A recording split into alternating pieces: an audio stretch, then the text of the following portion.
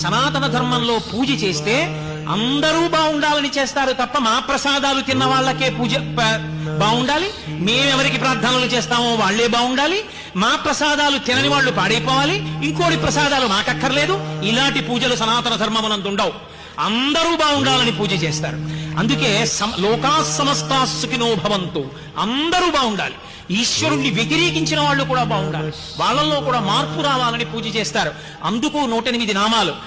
ఎవరు పుట్టినా ఆయా నక్షత్రాన్ని చెప్తారు. పుట్టినప్పుడు వారం ముఖ్యం కాదు, తిథి ముఖ్యం కాదు, నక్షత్రం ముఖ్యం. మీరు ఏ నక్షత్రంలో ఏ పాదంలో పుట్టారో దాన్ని బట్టి జాతకం వేస్తారు. జనన మరణముల యందు నక్షత్రం ప్రధానం.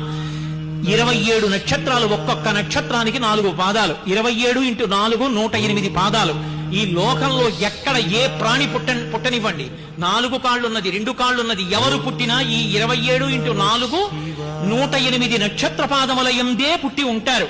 108 నక్షత్ర పాదముల యందు పుట్టిన సమస్త లోకము సుఖముగా ఉండుగాక అని 108 నామాలతో పూజ.